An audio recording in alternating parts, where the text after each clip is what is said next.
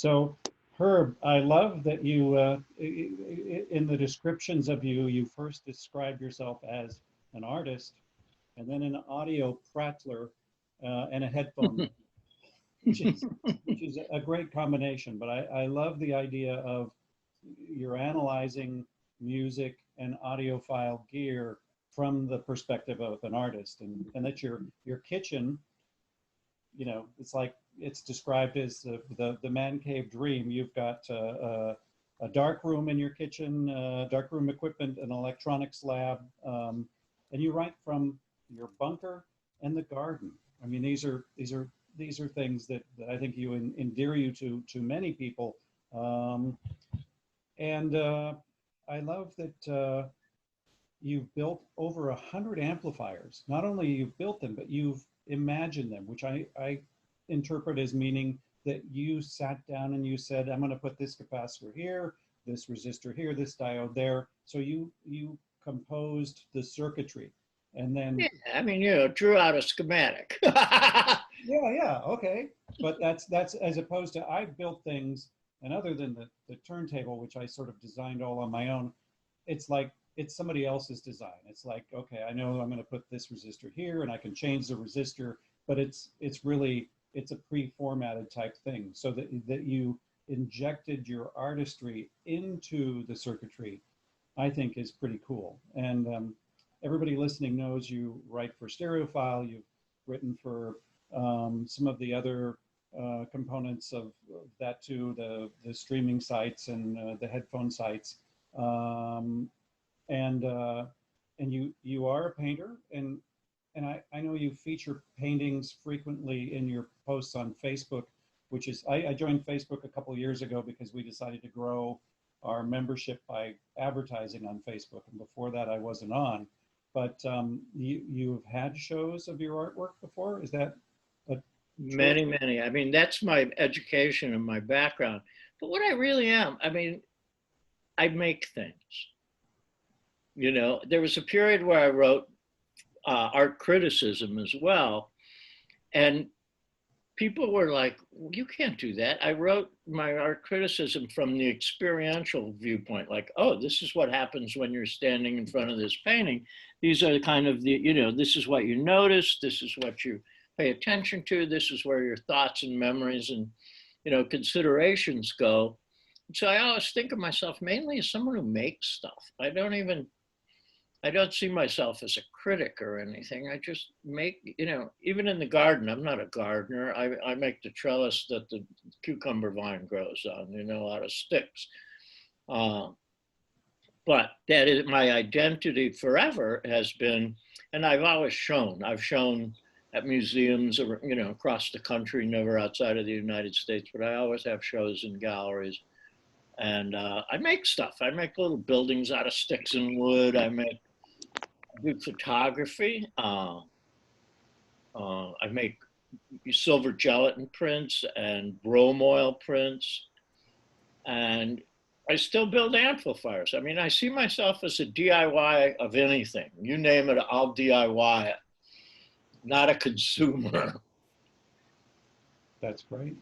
So, you know, have you done presentations like this for audiophile societies before? Many, yes. Many. Okay. Do you usually in person, but start with someone asking you, how did you get into audiophile? it's funny. I mean, okay, I didn't want to go to college, and I'm the first person first male in my family to have gotten past the 5th grade. I grew up in Illinois and Wisconsin, but my parents were obsessed that I go to college, and I just wanted to build drag race engines. I didn't even want to drive. They would force you to drive, and yeah, but I didn't want that. I just wanted to build the engines, but my parents were really against this. And so and that's actually why I started building amplifiers. But the guy I built drag race cars with was much older than I was, and he was a radio technician in the Navy, and he was really smart. And he could also play every instrument in the orchestra. He had memorized the complete keyboard works of Bach. And we would break into churches and play their organs and stuff like that on when they were closed in the middle of the night. And he was a genius. He was really smart. And he was also into audio. And so he taught me to listen to car engines when you're building them. You know, you got them on an engine stand and you're revving them up and you're idling. And, you know, he taught me to listen into the engine. Well, he bought me my first speakers, which were Dynaco XA25s or 25, the 25 Dynacos. And then he got into solid state, so he gave me his Dynaco Stereo 70. And then he taught me to listen to 10 octaves. And he said, it's the same as listening to car engines. You know, you got to hear through into what's really going on. So that was circa, I'm old, that was like 1967, 68. And so that was, I think, my formal beginning as an audiophile type person. So, you know, when you start listening, and it was also when I started building, you know, kits. He taught me to solder. He gave me all his, you know, his hand-me-down, vacuum tube voltmeters and all, whatever he had discarded, he would give it to me. So I started measuring and building and soldering, and, you know, I twirl wrenches and I solder. That's basically what I can do. The rest is just, yeah.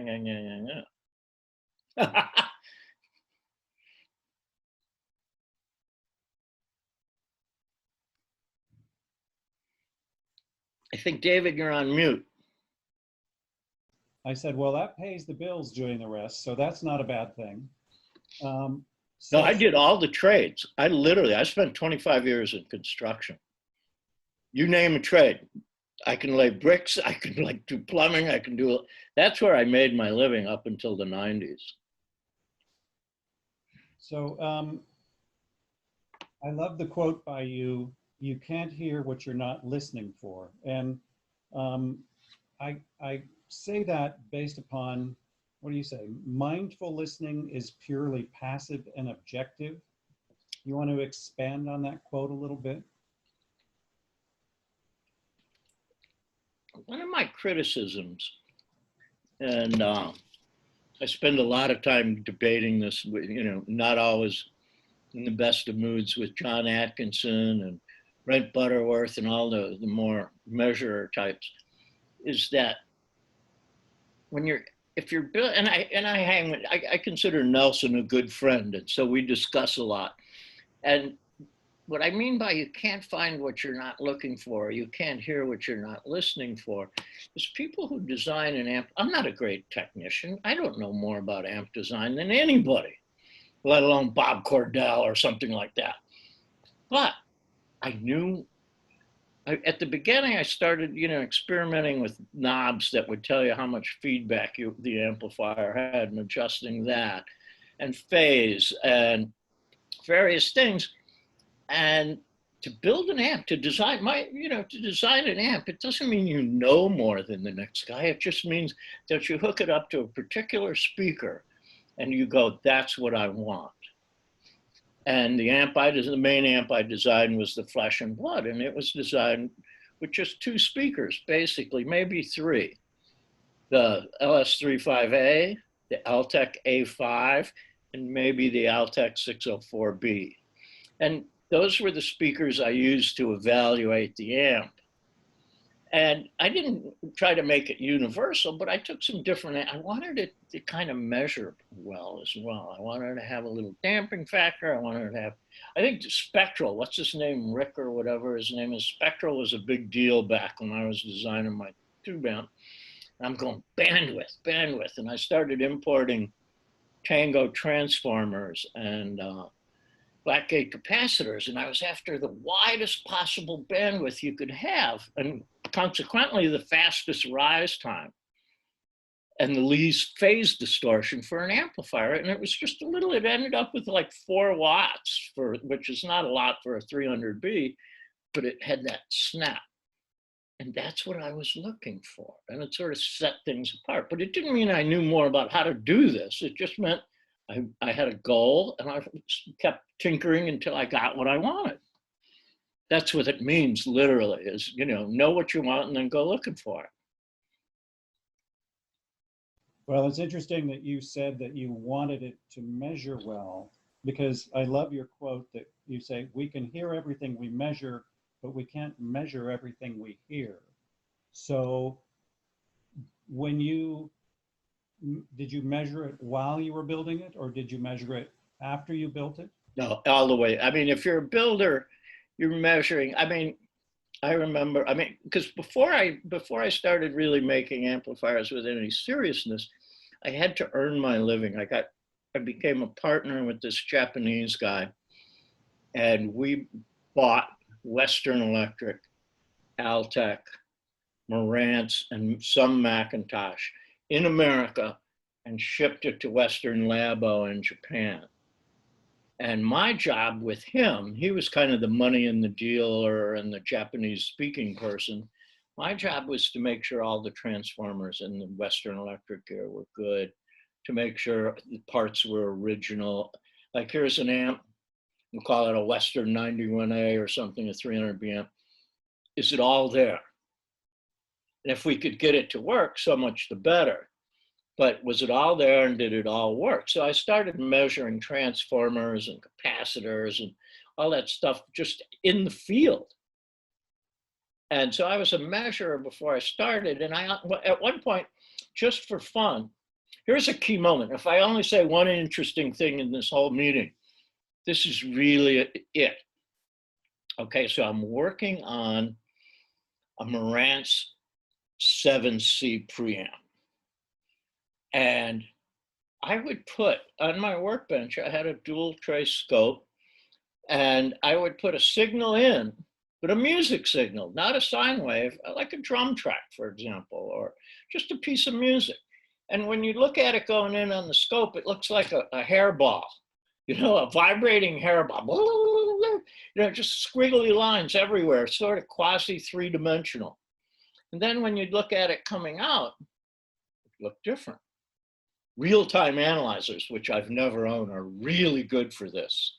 You put a signal in, like a bird singing in, and you can see the shape and form of it on a real-time analyzer. And when it comes out, it should have that same shape or form, but a little bigger because there's gain. But if it looks less or smaller or different, it's different. There's distortion. And people back then, nobody still wants to admit there's subtractive distortion, even though it's sort of counterintuitive. Of course there's subtractive distortion. Everything that's on that LP behind you is not going to come off and show up in your room every time. And so I noticed that things were really disappearing on some of these. So I started with preamps, and I looked at every preamp and I'm like, oh my God. Some preamps disappear a lot of information. Just disappear. There it is going in, and where did it go? It's not coming out bigger, it's just gone. And I still fight with John about this, but we listen, and I go, well, where did it go? Here it was here, try this, now you don't hear it.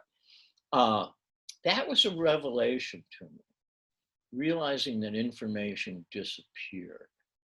Because you could put a sine wave or even a square wave through it, and you couldn't tell that information was disappearing. So that had a huge effect. But again, you sort of aim for, speakers are really interesting in this regard.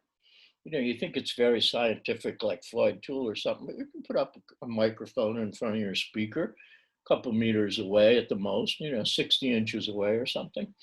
You can put a square wave in, it'll come out, sort of. And you do it to 3 speakers in your same room and you go, oh, that's interesting. And that was kind of the non-scientific, painterly, artistic way I went about doing this, Wasn't like I was trying to get the lowest distortion numbers. But I was looking for bandwidth, speed, and some damping factor. You don't want a 300B that's kind of soft and fluffy. Why would you want that? Anyhow, blah, blah, blah. Sorry. That's great. That's why we've got you on. So did you notice the chat screen at the bottom of your monitor screen there? Right. It says there's a number 4 next to it. Yeah, so that would be 4 things that people have questions that they've sent to you, which you can choose to read and acknowledge, or I'll choose click to it read right now. and ignore? Or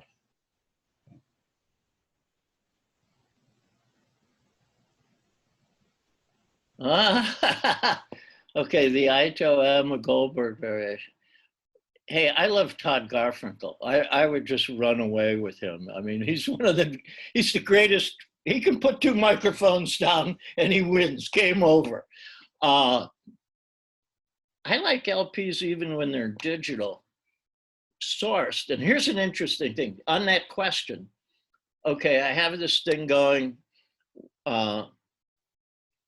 with Todd. I forget what he used to use, but then he made an LP from a DSD file, and he used a Yggdrasil DAC to make the LP.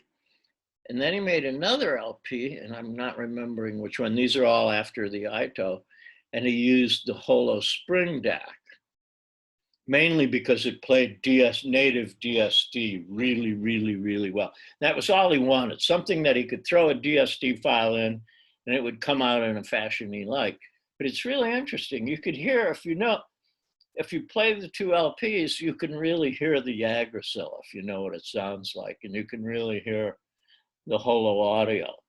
In other words, when you get an LP made from a digital source, theoretically, or if you're looking for it, you can hear the sound of the DAC. What was the next one? Let's see. There were more questions.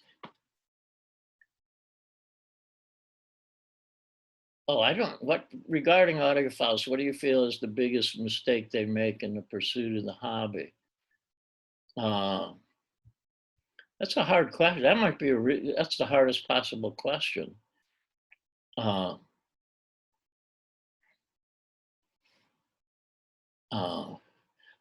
I don't know. I don't know the answer to that question. I mean, I think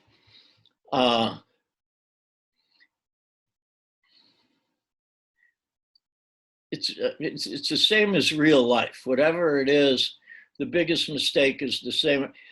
Okay, here's my religion, and we can apply it to a question like that. My personal herb religion is not to assign virtue or value to people, places, or things. In other words, don't judge. And I think, when somebody sees a review, and then they look at the measurements and goes, oh, look, it jumped 60 Bs at 2.2K. Ah, gotcha. And they cancel out. Someone listened to that speaker for 47 days and they listened to 100 albums, but that all of a sudden 60 Bs at 2.2K cancels everything that person felt or thought or experienced. And I mean, I think the biggest mistake is to think of audio in terms of numbers rather than experience.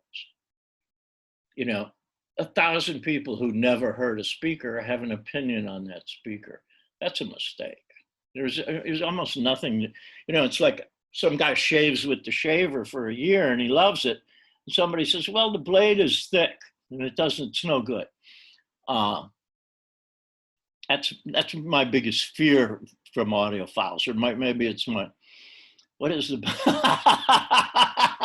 I can't, what is the best vintage Mercedes for a cross-country trip?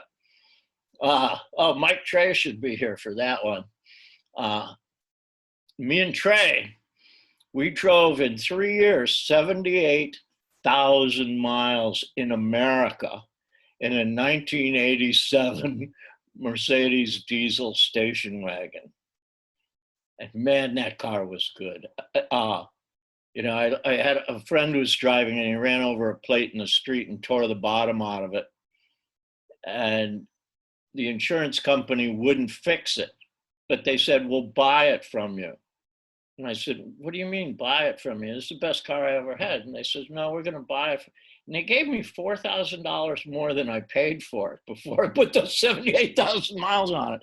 But I still wish I had it. That would be, vintage Mercedes in good shape. Or, I don't know, mathematical definition of subtractive distortion. I do not know the answer. to that. It's simple to see. You don't need a mathematical decision. You put the signal in, let's say it's a piano note, boom, boom, boom, or a scale, boom, boom, boom, boom, boom, or a chord. And then you look at it on another scope screen and what it looks like when it's coming out. If there's stuff missing, that's subtractive distortion. It's not, you don't need, the problem, and this is what I struggle with John, because I'm a big believer in the measurement called total distortion, not THD plus noise. And we can measure total distortion, but total distortion will not correlate with THD plus noise. And some amps and speakers, but basically amplifiers that test really well for THD plus noise can test really horribly for total distortion. And so people use measurements that are convenient, that they can correlate, that it fits their model. Here's a great John Atkinson quote. It's the best ever. When I start, and it's in the Steve Guttenberg interview, he says, when I began to measure, the first thing I had to do was sort my way through the thicket of possible measurements and that I could do and choose the ones I should do. And my argument in the measurement realm, because I'm a big fan, I mean, measurements, you know, I'm reviewing a pair of speakers. I'll probably measure them after I go off the screen today. And I've had them for 2 months, but I want to make sure I've got them positioned as best I can in the room. That's what I use measurements for, to make sure I'm not getting weird. Harry Pearson had a great line. He said, Herb, the secret of audio is it's all between 80 and 300 cycles. He says, if it's clean through that region, the chances are good. It's good. And then I asked Harry Weisfeld, so Harry, what's the secret of great audio? He said 3 dB at 2K. That sort of fits measurements. Anyhow, let's see, what's the other? What is total distortion? Look it up, Google total distortion, TD. Cool. It's a form of distortion measurement. It's not total harmonic distortion, it's total distortion. It comes closer. It theoretically includes subtractive. Thank you. It seems we are in another golden age in hi-fi. I'm wondering if you've seen ways of, that's the question I wanted to ask you guys. I mean, I really need you guys to tell me, where are we now? I mean, I might write for Stereophile, but that doesn't mean I have a clue where we are. You know, and again, it's really hard to assess even what I'm doing myself or what other people are doing in the field of audio journalism, because it's hard to say. I mean, are active speakers and DSP going to be, you know, 98% of what's available in the world in 5 years? I don't know the answer. I really don't know where we are right now, other than the fact that 78s and old LPs and black discs seem and look and feel and sound better than ever before. Anywho, any other questions? Am I missing something?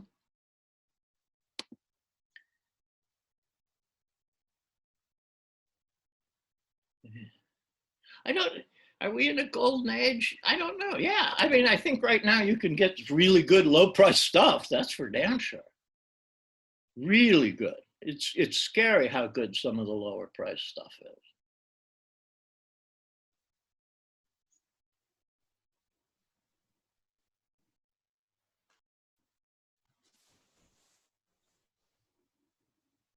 But the flip side of that is how much super expensive stuff that most people can't afford gets reviewed. It's porn. That's a good way of putting it. I agree. It's totally porn. I mean, Michael Fremer will tell you, I'm sure he did. He's in the porn business. And I'll tell you, the only reason I write about lower price stuff, it's vanity. I mean, I came to Stereophile, you know, I asked for a job at Stereophile when he hired Art Dudley, or John Atkinson. And John wrote me back and he says, I don't need you. I got Art Dudley. And, 10 years later or something like that, 13 years, 11 years later, I asked him again. And anyhow, make a long story short, when he finally handed me, a position writing, I said, okay, what am I going to do? And I asked John, what should I specialize in? And he says, you should specialize in being Herb. And you should and I said, well, what does that mean? And he says, it means you're an artist and you're a character. And he says, just ride that horse, But I also realized that I didn't really care about most of the gear they were reviewing. I didn't read Stereophile for a long time before I didn't read it for a decade before they hired me, and then I started reading backwards. But I sold, I don't know, maybe it isn't in my resume, but I sold $1 million hi-fis in the 90s. I represented Audio Note and avant-garde in America. And, with the help of Mike Trey, I think we sold something like $5 million worth of amplifiers in like 90 days at one point. And I think the previous distributor had sold 50,000 in 5 years. But the hardest part of that was learning to say, well, Herb, how much is that amplifier? And to be able to say, it costs 90 grand with a straight face or with the proper attitude is not something everyone can do.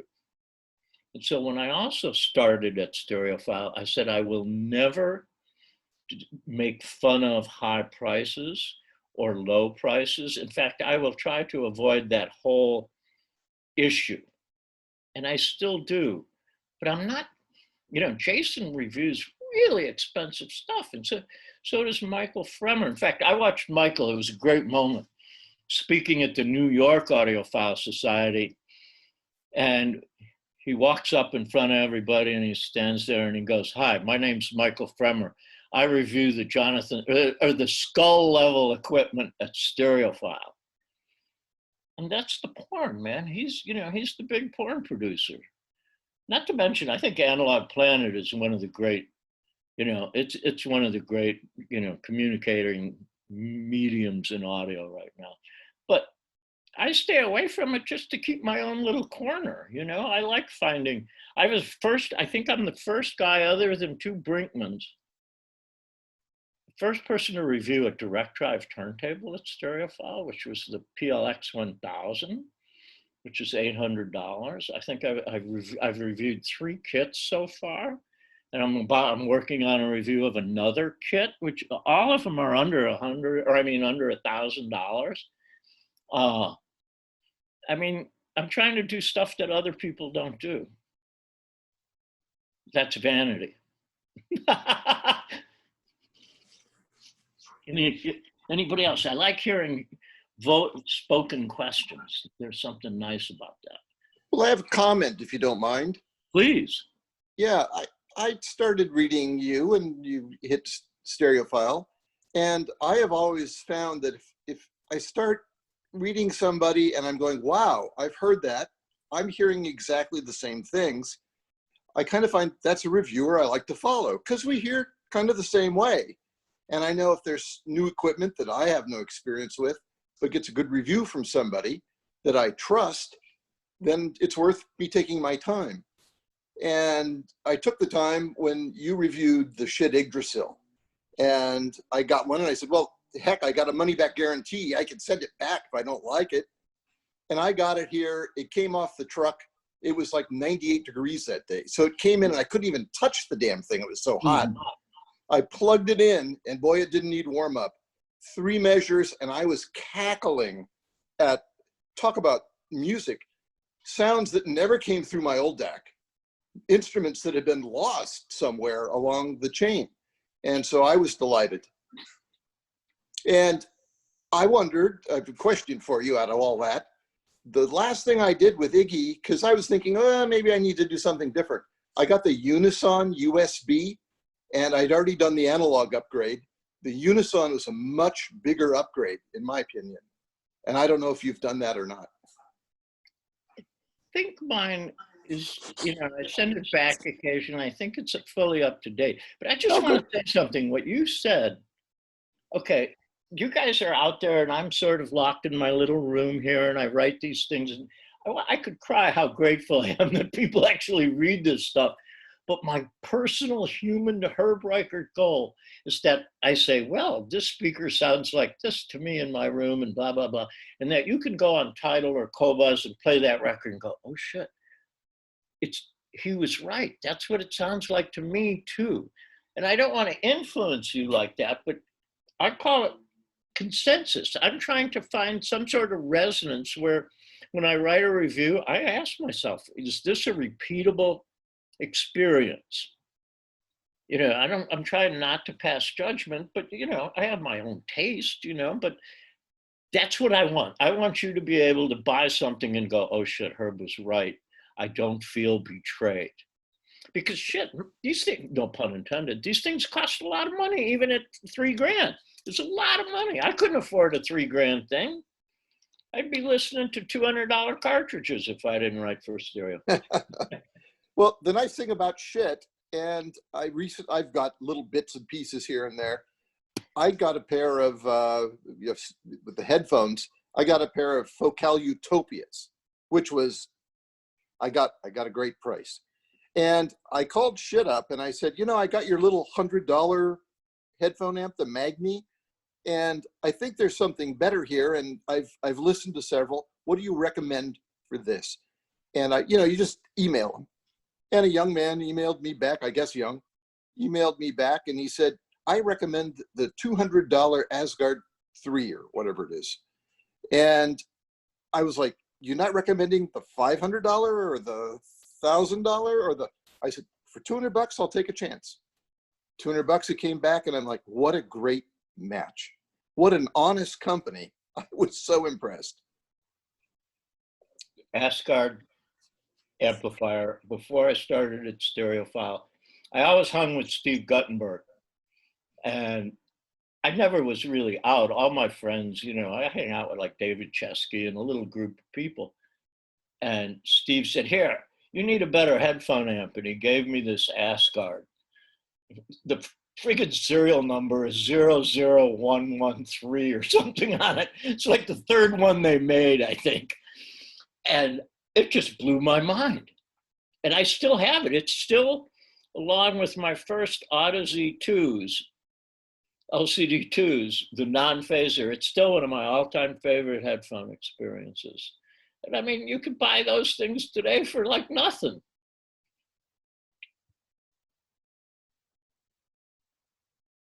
Herb, you were talking about reviews that other people agree with, and I was thinking how similar this is to wine reviewers. We're here in the wine country, and you want to read a wine review that both helps you and validates you, and every once in a while you want to feel like you were a little smarter than they were. And I think that's really similar to when I read audio reviews.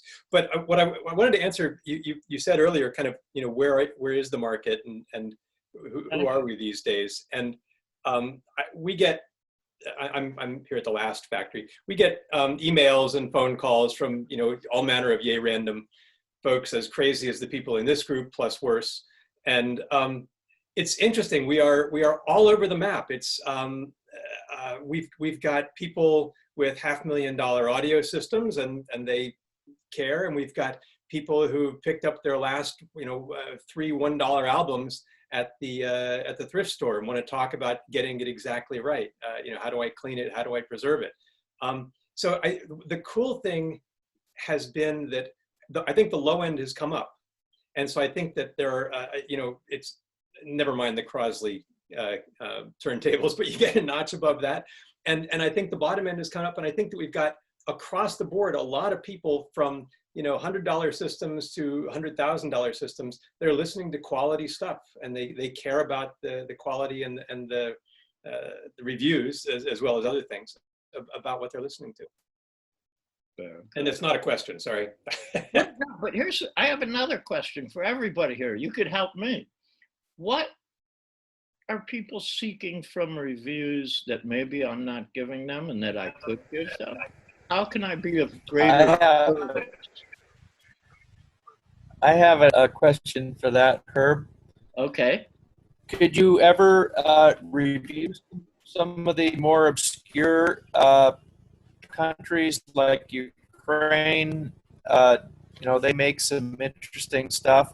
Small, tiny companies, but really great products. And Who is what this? about reviewing some of that stuff? Who is it? I'm not DAX in hearing so well. particular. I'm Jeff.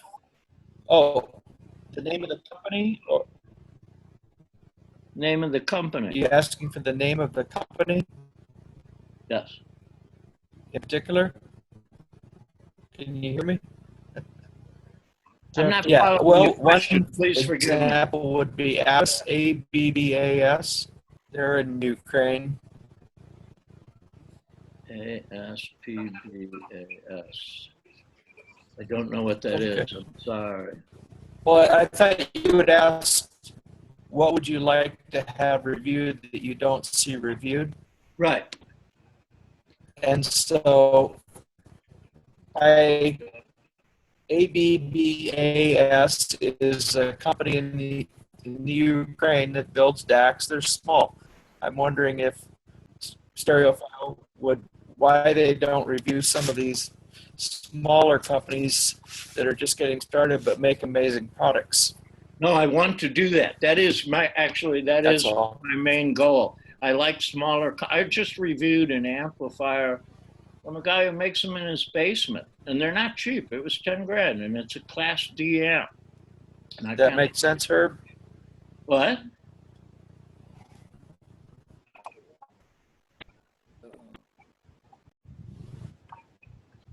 So Herb, maybe taking this off in a slightly different direction.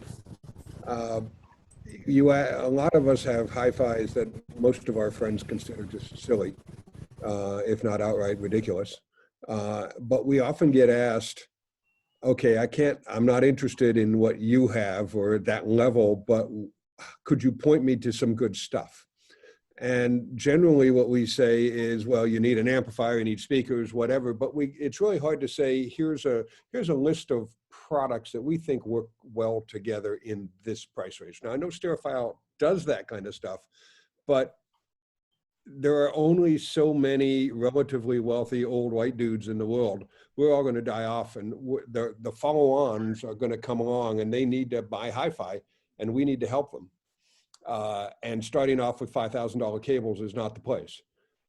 So can you start recommending groups of products that work well together, especially given that a lot of people they don't own music anymore? I have the children of my next door neighbors who are in their 40s don't even have a turntable. They don't have a CD player. They just stream. Right. So anyway, that's what I think you could be doing in Stereophile, of really helping people at different price ranges and different room types and different music types to a whole system that would help them, or a series of systems that might work together nicely. With each, I try more and more every day, but I try with every single review, whether it's in a review or a Gramophone Dream, that to insert that product into a small system, or if I discover, lately I've discovered three systems just by accident, because I use I use a lot of $1,000 speakers. I use the Magnapan 0.7, I use the LS50s, and I try to put these things into systems especially when I stumble on it and it's like, oh my God. And I list the cables even anymore. These are the cables I chose. This is how much the cables cost. Here's a $5,000 system. It's hard to get lower than 5 for me in the stuff that I review, even when the product is really low. The rest of it still starts adding up. How much are speaker stands anymore? I recommend building your own if you can, but my intention is to do that.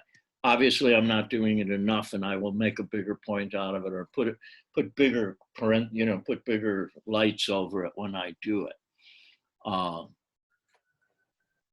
Because certain groups of products, like the LS50, for example, it seems to like the Ragnarok way better than anything else. It just jumps and comes alive. And I can't tell you how many people, one of my women neighbors said, Herb, I just got some money. I need a hi-fi. I said, buy a Ragnarok, a Yggdrasil, pair of LS50s and some stands, and, just plug the thing into your Spotify. She's still sending me like cupcakes and stuff, thanking me years later. So I try. I need to do more. It's true. Or maybe Stereo could have a section along with recommended components. They could say recommended systems and just have one system under 1,000, one system under 3, one system under 5, and that might fulfill what somebody's saying. Because if you look at the recommended components, there's a lot. And so for somebody to say, well, I guess I'll pick this one and put them together, they might not be the best match, but it would be easy for someone who knows these components to just say, oh, you got to pair this turntable with this integrated amp or this streaming DAC and these speakers. So that's an idea. Well, that's where you guys come in too. How many members you got? I mean, you guys are a service occupation here, It's a not-for-profit, but it's a service. Helping people. Go in and rope in. That's why I like Cam Jam so much. You can rope in the youngins and in some cases learn from them. It's like, but it's true. I mean, people need help. I mean, I think Steve Guttenberg does a really good job of sort of helping people at the entry level, but there isn't enough entry level. I think it scares, Stereophile, I'm sure, scares people away. It looks like Forbes or something, It's like, how much is that Boulder phono stage? $50,000? That's a lot of money, even by my standards. I mean, I thought 30 was a lot. Now it's 50, It's a solid state phono stage. I'm like, Herb, could you talk about good used equipment? I've read several articles, and what's wrong with getting started there? I agree. I sort of left that for Art. And I mean, the saddest thing, it's really weird. When Art died, Art was a really good friend of mine. And an equally important, he was the guy I sent my copy to. So I didn't have to impress John Atkinson. I only had to impress Art Dudley. He's a pretty good guy to have to impress. And now that he's gone, I basically have to impress Jim Austin. So I send my stuff to him. And it's different. I write for a different person. And I know that doesn't sound, you feel like, oh, you just write what you write. It's not true. You write, I write to other people's expectations, and that's not a bad thing. But when I came to Stereophile, my friends from the old DIY, and I mean, I was a dealer in vintage equipment, came and they dragged me inside and they said, Herb, you've sold out, but you can save yourself in our eyes if only you remember to talk about the history. Now that Art's passed, because I kind of, he really specialized in writing about vintage equipment. I would, but I'm not sure the situation right now. I can only write a certain amount. I can do kits and DIY stuff easier than I could do vintage, even though I refer to it. I mean, I think, my love for speakers is not in the Revell Magico realm. It's in the Snell A3, Spender BC1 world. So I try to refer to those. And I've tried to keep the LS3 5A alive. And I've actually used the early quads as in reviews to compare modern speakers to. And I've actually, I do this, don't laugh. I do it at Mark Trey's house, David Chesky's house, but nobody knows that. I wish I could do more is my short answer. I think you're one of the few people that do take the time to compare an amp with several different speakers and vice versa. I think that's great. In thinking about doing reviews, there are a lot of combinations and permutations. If, say, you started throwing in different cables, power cables, speaker cables, interconnects to find the best performance out of a piece of gear, seems like a nearly impossible task. Especially with cables. I mean, I made a deal with the devil, and I have to, I'm charged with writing about cables at Stereophile, but it's hard. I'm really struggling to get my ears and my sensibility around. Right now I have all Cardis in the system. I went from AudioQuest to that, and I'm going through various manufacturers. And first of all, I'm struggling. I couldn't, in some sort of blind ABX, I couldn't tell you which interconnects are in the system. I'm sure I couldn't. Speaker cables are another story. And unlike almost any other reviewer I know, I believe, except John Atkinson, I believe the amplifier is more important than the speaker. I connected a $90,000 on Gaku with like $10,000 worth of silver wire to a $300 pair of AR-M1 speakers that I had sitting on a shelf over my desk. And I just I cried. I mean, I'm like, are you kidding me? I dragged these speakers out into the big room and I put them on stands and I hooked up this same system. We're talking 150,000, maybe 200,000 with the phono stage and everything. It's one of the best systems I've ever heard in my life. And it had a $300 speaker. And the amp just grabbed it and had its way with it. So, I think it's really essential for everybody. I mean, one of the arguments I have with Jason is, Jason, you have one pair of speakers and you hook the amp up to one pair of speakers. I mean, can't you have another pair of speakers in some other room, even your kitchen, and give it a shot, So Jason speaking, hi.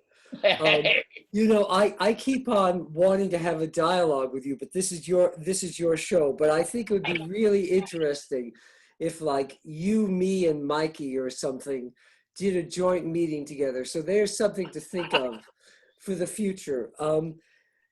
John, the reality is, you write. I mean, in the very beginning, someone asked Herb a question about his bunker, but you have to realize there's mythology surrounding Herb. We all have our mythologies. So Herb just talked about the big room, and I dragged in one set of speakers and I dragged in another. And I don't have the option to drag one set of speakers out, especially when you're talking Wilson Alexia 2s, which you have to take in two pieces. And then I'd have to, get on, take off the spikes, and then I have to put them on a thing, and then I have to get over the carpet, and then I take them where? If I took them to the hallway, I couldn't get in and out of the room. It's simply not practical. I'm really aware of that. The way I've gotten as far as I have is I filled an entire closet full of boxes. I have boxes in a neighbor's basement to the point that they said we have no more room. So I do what I can do. What I am going to do is I'm about to do a review of a preamp, and there are going to be 4 preamps in that review. So I'm going to review 4 different preamps, but they're all going to be with the same set of speakers. And the only other speakers I've reviewed have been when I did, because I'm up at my desktop, when I did the Dragonfire, Drag Kolich's Dragonfire system, which is the same kind of thing as the Odyssey headphones, or when I did the little $600 speakers in the living room, or the Dynaudios, which are self-powered that I can put on stands. That's the only time I can review speakers, or else you won't see speaker reviews from me. So I hear that limitation, but there's just, I could have maybe 4 DACs here. I could maybe have 4 sets of of amplifiers, but there's just no place for it. And my husband will not accept having to stumble over equipment to get from one room to another.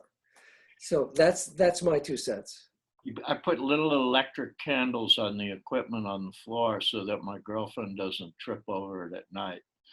But there, you can see, if you look at the screen, you can see the bunker. There it is, right now. That's everything in there. There's the Yamaha integrated, there's the Alta Alyssa speakers, there's the Reichert turntable, there's a candle. The bunker's like nothing. I mean, I live in a 1-bedroom bed-stuy apartment, and all the rooms are filled with, here, wait, I'm gonna show everybody, just, here, you gotta see this.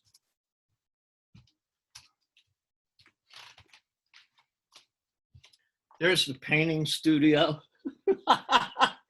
That's it. That's the whole house. It's really small. One of the weird things about measurements is the microphone just sits there like a dummy. I can sit in my listening position and I can move my head around. And I go, oh, there's where it sounds good. Anyhow, Jason, I was just teasing you. It's fun to tease you. You're my example, the guy with the heavy speakers. I seem to kind of welcome teasing. It's some aspect of my personality. I know this, and but seriously, it's something I think that the question that was just asked you is asked me a lot, and it's mentioned a lot in comments where people said, "Oh, it'd be great if you compared it with this. It'd be great if you compared it to that." And it's not, you know, we write for Stereophile, but neither Herb nor I is this magician that can suddenly conjure up 5 DACs. And I don't think that every company would be very eager to say, hi, I'm reviewing a $30,000 DAC, and I want to see if your piece of shit can hold a candle to it. Could you send it to me for 2 weeks so I can trash it in my review? You know, I just, you know, I'm not going to try to do that. What I noticed, I'm sorry to interrupt, Jason. What I noticed from reading the comments on this, you know, on the Stereophile webpage and such, and I take it to heart, what people want from a review, from you or me or anybody, they want some validation for their own choices that they've made. And that's a highly respectable concept. It might be impossible to fulfill that requirement or that need, but I do too. You know, when I'm reading other people's reviews, I just reviewed a DAC, and I'm sometimes the last guy to review something, so I can see what everybody else said. And I do a checklist, and I go through and see how my thoughts compare to their thoughts. And I'm hoping to be validated, not contradicted. So it's a natural thing. And I think everyone sitting here today with us together probably is seeking some level of validation. And I totally respect that. I'm just, you know, I can only do what I can do with that. I try, also personally, I have a bit an advantage over you. I review equipment that most people may have heard. You know, everyone knows the LS50, everyone knows, you know, the shit Ragnarok or the egg. You know, these are, a lot of the products I review are very common. Your stuff, you know, it's hard. You know, even the big D'Agostino stuff. I mean, if you're living in Arkansas, the chances are good you might not have ever heard one. You just see what it looks like. Anyhow, blah, blah, blah. Sorry.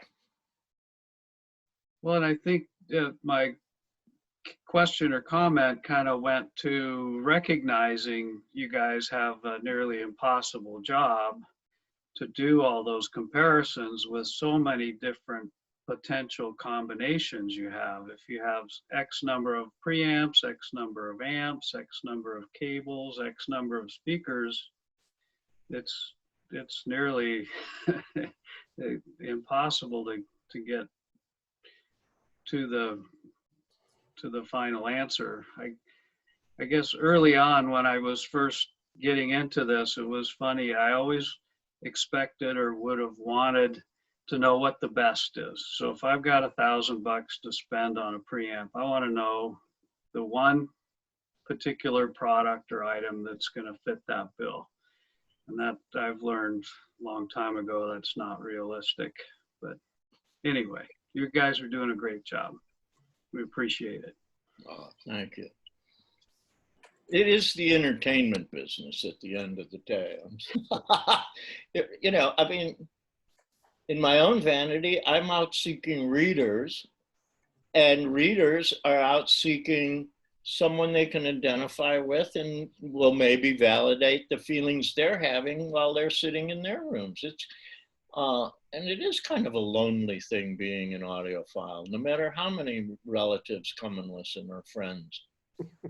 I mean, how many of you guys have ever been to a demonstration at someone else's house and walked out as a group and said, wow, that really sounded good? Most people are like, oh, Jesus Christ, you could cut a car in half with that sound, you know? It's like, I'd say 99 out of 100 times people leave someone's house thinking the whole thing sounded horrible. But that's normal. It's just the way it is. Yeah, that's the problem with audiophile, is a pair of speakers can sound good in your room, but in another room with different furniture, with different windows, with a different construction arrangement, it might sound horrible. And so that is the hard thing, reading a review and trying to ascertain what it is you're looking for. I think, as you say, it's entertainment. Most of the time we read for the entertainment value, but every once in a while, we want to know about that product that, oh, I didn't know I needed to upgrade my DAC, but wow, did you read Herb's latest review on that DAC? He's saying that sounds as good as the six-figure ladder DACs. Maybe I have to give that a listen. I will say that about the Holo Audio DAC right Yeah, now. you did say that. No, the newest one is just crazy. It's crazy. I mean, it might be as good as anything. And it's like $5 grand or $4 grand. Which one is that? The Holo Audio May. I think the review is either out or it's about to come out. It's in the latest Stereophile. And it measures unbelievably well, but it's the most invisible thing I've ever seen in digital. I mean, I put it in, I feel like it's cheating because it'll make a third-rate speaker sound really good. It'll make a second-rate amp sound really good. It just takes over the room and throws energy into it. And I haven't heard that much in my life where it just activates the room. It's a friggin' DAC. Herb, have you been thrown a piece of equipment to review and you've gotten to the point of saying, I can't review this thing because it's just horrid? If I wrote what you thought about this or what I thought about this, it'd be all over. I've written 5 bad reviews. And I've snuck out of 2, but nobody knows it. We're not allowed to sneak out of a review, but I just snuck out of one recently. Nobody knew about it. Nobody knew it came here. And I called the person behind it and I said, I'm sorry, man, you really want, you don't really want me to write about this, I'll send it back. But the first one I ever wrote about was the Clue speaker.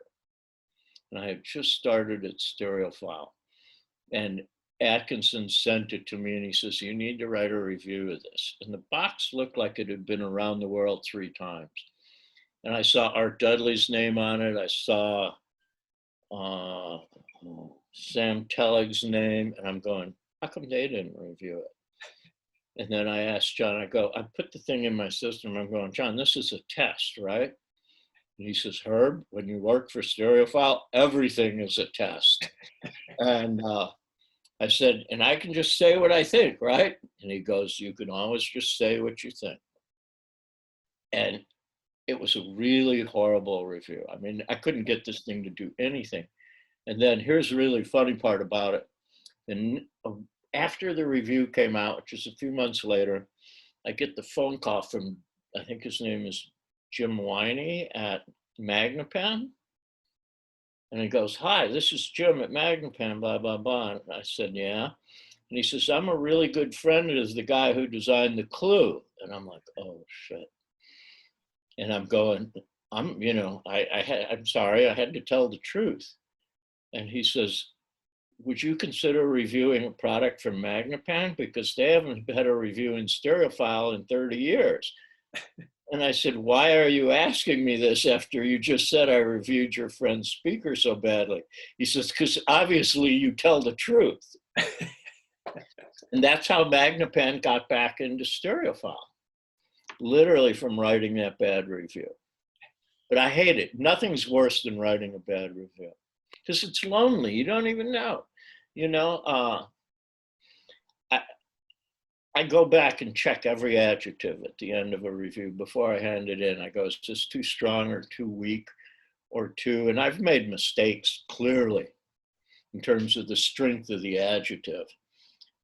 But you try to have it so that like you will hear that DAC and say, wow, yeah, he nailed it. That's my goal, is the he nailed it concept. Especially if it's a product we can all afford.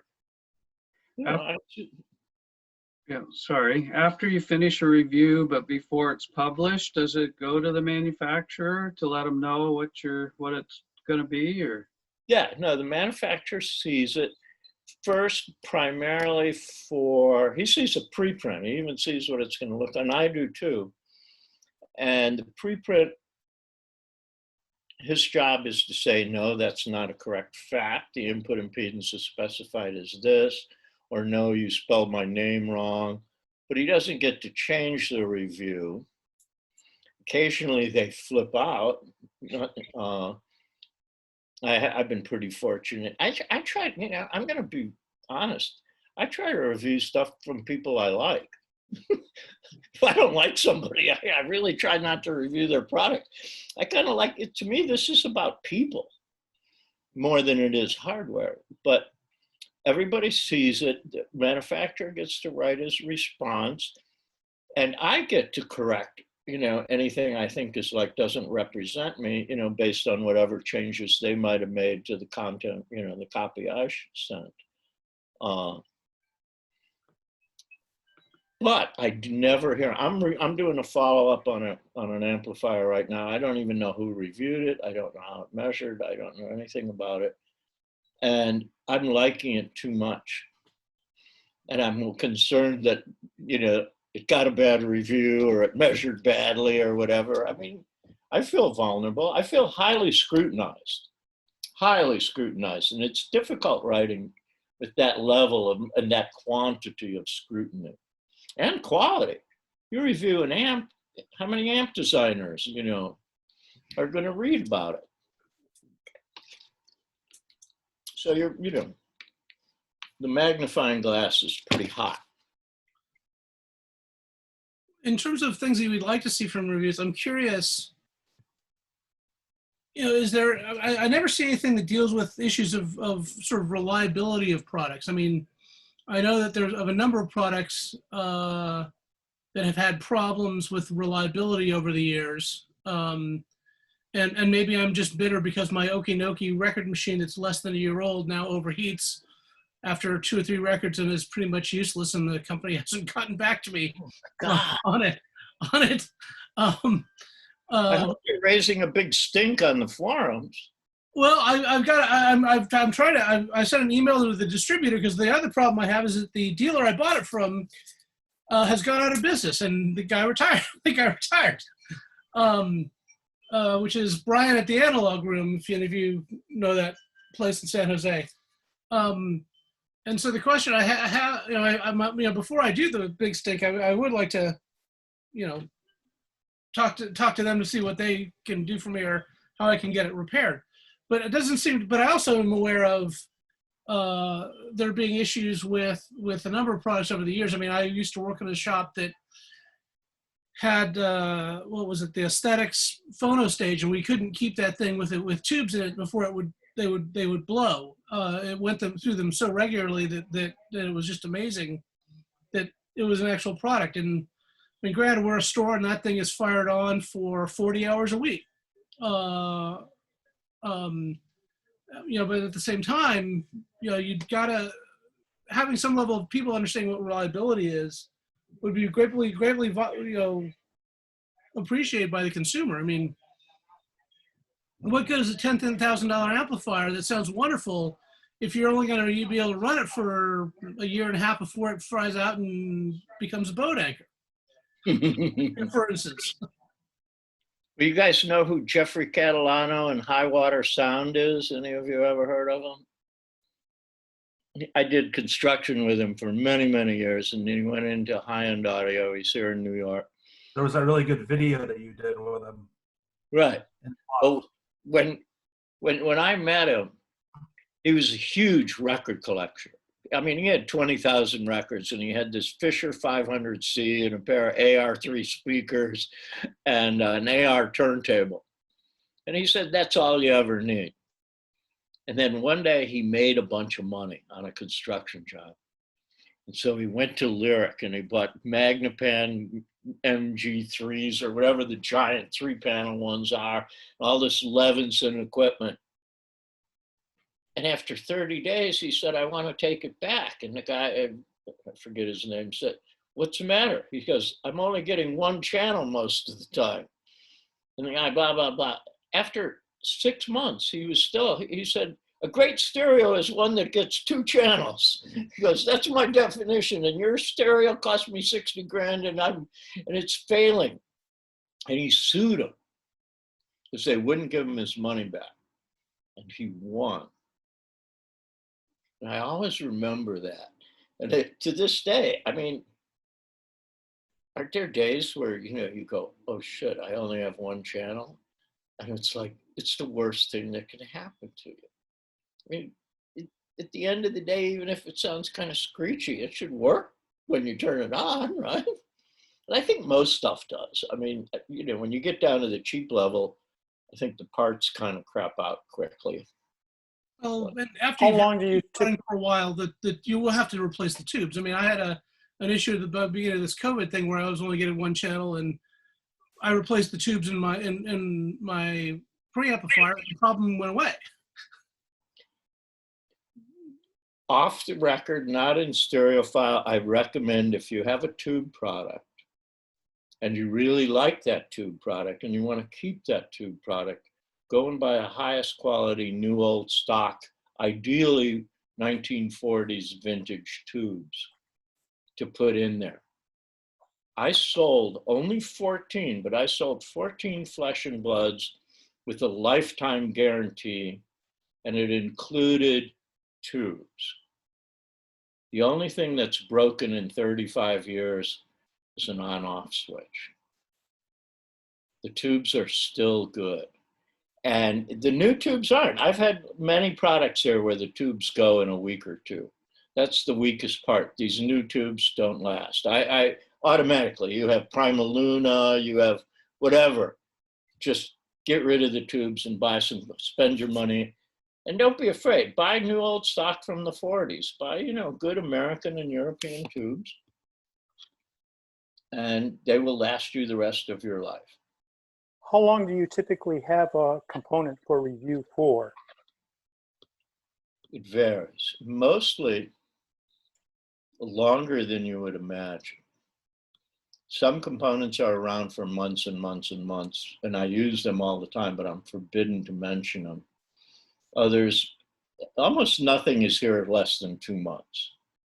But I'd say some things are here years or a year. So you do have a look at reliability then? I have not had a single product screw up except for tubes. And again, new old stock tubes seem, if they're real, seem to be really reliable. I mean, infinitely reliable. New ones, like I have a lot of Prima Luna, and I'm kind of a fan of Prima Luna. I think it offers a lot of value for its money. But the 12AU7s just vanish, sometimes in weeks. Look at the tube warranty. It's typically 90 days. I think the new sensor, the Russian tubes in general, Electro-Harmonics, for example, those things, they're durable. The Russians Russians make, they make those in the factory. They make a sturdy tube. They're 300B. They don't do the last gassing of the cathode or of the heater, of the emitter. And so the thing is designed to last 100 years, and they're pretty reliable. A new 12AX7 or a new 12AU7 from JJ or something might last 6 weeks. Or from ARC. It seems like the audio researchers, it's like they sell printers. They're really in the ink business. They're really in the tube business. They run the tubes at such a level that they expect you to retube every year or two. I personally find that a sort of slightly abhorrent view. Why should tubes be replaced?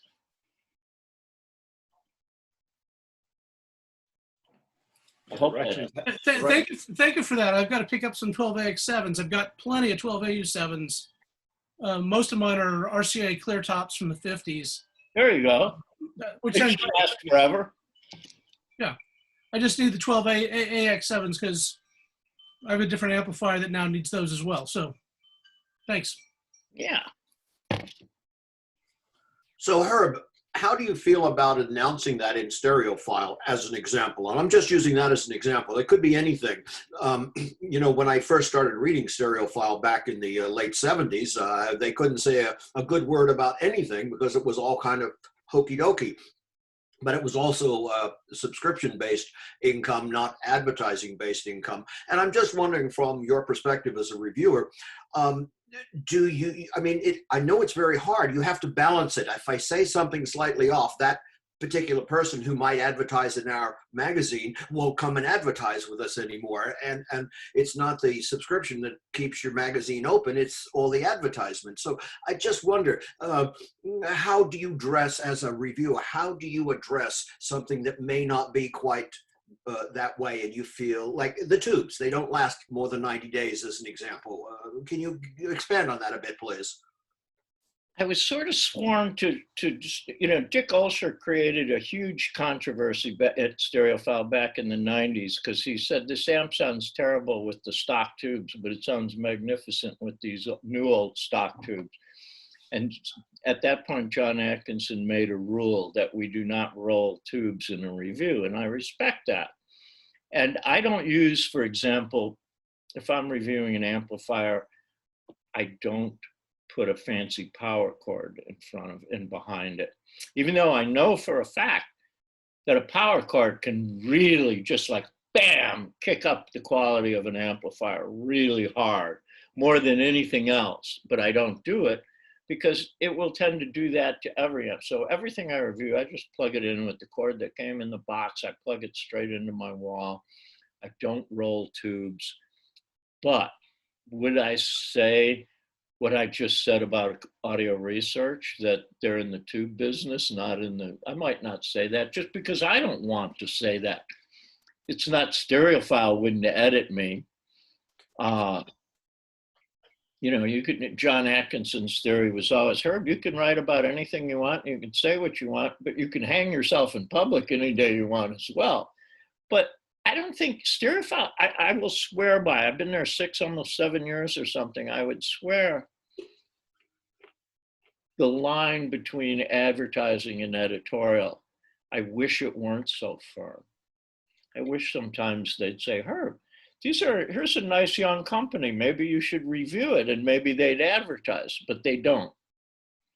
But I do seek new companies, I do seek small companies, I seek people, small people. I don't really have very much urge to do an audio research or a PS audio product. These guys don't need me. What can I do for them? I'd rather find some smaller startup guy and see if I can help him if his product is good. That's really kind of where I'm going. So a lot of the products I review don't have advertising, but, and here's something you guys probably will never know or see if I don't tell you this. You get a young guy or a young company, they're not always young, but you get a startup company, you write a review, and I've already heard it, so I know it's going to be good.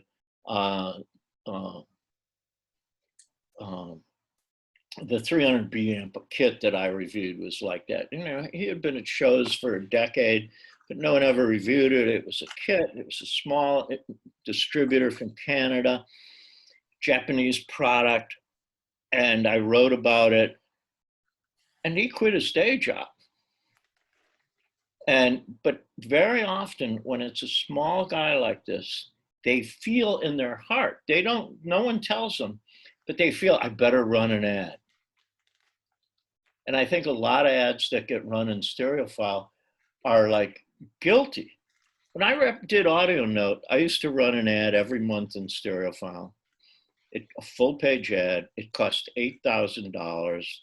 It gave, you know, just my name and a phone number at the bottom.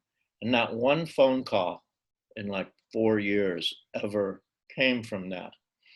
And people said, how could you spend $100,000 a year on advertising and not have a phone call? And I said, that ad says I'm alive and I can afford an $8,000 full page ad in Stereophile. That's all it does. And that's what ads do. And I think ads will point out that you're a real company. So I think a lot of people will get a review from somebody like me, and then they'll run an ad or a few ads just so people know they're still there, that they're alive, that they're not like some weird loser in a little town somewhere, you know. But no one ever, you know, John or Jim asked, and they wouldn't say, Herb, you can't say that about this product. I mean, I'd hate to be wrong if I said something bad about a product. That would really... And I appreciate that. So moving on, I'm just curious, how do you obtain as a reviewer all your equipment? Now, you showed us a picture of your little area there, and it had a variety of different pieces of equipment. And all the reviewers in the Stereophile list all their products that they have. I mean, how does one, I mean, on one hand you cry poverty, and on the other you have all this slew of equipment sitting in front of you. So I'm just kind of trying to balance it out. Do you buy it at dealer cost, at employee accommodation, or they give it to you because you're a nice guy wearing glasses? Give us a little bit of input, please. No, that's a super good question. And I'll tell you, okay, I showed the room. Here's the room. Right. Imagine we're standing in this room. It's about this time of day, 6 or 7 years, 6 years. No, it's only 2 years ago, less than. There's Jim Austin. There's John Atkinson. And Jim Austin has just taken over as the editor at Stereophile, and he's looking around my room. And he said, Herb, you've got a lot of little DACs and phono stages and all kinds of stuff here. He goes, did you buy any of that? Because Fremer's always out to pay. Fremer always says, Herb, you ought to buy it. If you think it's good, you ought to buy it. And I said, you know, I didn't marry a rich woman or anything. What the hell? I ain't got no money. I literally make like $2,500 a month. That's what I bring in, and I live off of that. But I told Jim Austin, because he asked me, I said, all of my equipment is long-term loan. I feel like if I buy it, and I tell anybody about it. If I bought it, I wouldn't even tell anybody, because I buy stuff in case I get fired or the world comes to an end. At least I have a turntable to play or something, or a cartridge. And I have long-term loans, and the minute they're not useful anymore, that I can't use them for a review. In other words, like the Shitter's, that's an amp. It's under 1,000. I use it to compare to other under 1,000 amps, or the LS50s. You know, everybody knows what they are, so I use them, and I have all these speakers. But the minute I don't want them anymore, I call up the manufacturer or the distributor or whoever, and I go, please send me a label and take it away. And I told this to Jim. I said, I have long-term loans until they annoy me and I want them gone, and then I make them take them away. And he looked at me and he said, I think that's the most honest. And I do. Some equipment I hang on to, and there are, I won't name any names, there are manufacturers that if I call them and say, man, I got too many amps, or I got too many speakers, I need you to take these away. They go, can't you just give them to a friend? Because they, you know, it's not worth the cost of shipping. You know, shipping an amp is $200-300. Sure. So the answer to your question is everything here. Let me see. I'm looking at it. Everything is on long-term loan, except there's a 300B amp. It costs $1,700. That if he asks for it back, I will definitely send him, you know, a check for that amount. Otherwise, I don't hold on to anything. I've traded. I traded a painting to Nelson Pass for an SIT3. I occasionally trade a painting for an amp or something I want to keep. And the value is similar. The market value of my painting is very similar to the amp. It's not like a gift. But mainly, I'm just glad to see most of it go, you know, except for the stuff like, you know, that I hold on to. So it inhibits you from moving. Oh, I can't move. I'm in a rent stage. I'm in Bed-Stuy, and I'm 71 years old, and I ain't moving. My rent won't go up. I'm not going anywhere. But, you know, let's pretend Stereophile and Herb Reichert writing for it goes away. I would like to end up with kind of a cozy little system that I liked a lot. You know, and if I didn't, I'd build it myself. You know, I'm building an amp right now, basically a headphone amp, but I'm building an amp. What Thank you turntable, for, thank you for turntable are sharing. you playing right now? Pardon? What turntable are you spinning right now? And is that one that would end up in your retirement collection? Yes. The answer to that is yes. And I've already told people at Music Direct that if you ever decide you want it back, I will send you money on a monthly. I have the Reichert Blackbird, and it will shortly have a Thomas Schick arm on it because the Jelko arms have been discontinued. And I'm an old friend with Thomas Schick, and it has 78. It plays 78s. And I think the older I get, the more I want more 78s. 78s just seem to offer something really beautiful, and physically, the labels on 78 RPM records are paintings to me, you know, so that's where I want to be when I'm old, playing 78s, you know, Lightning Hopkins 78s on my Pfeiffer. All right.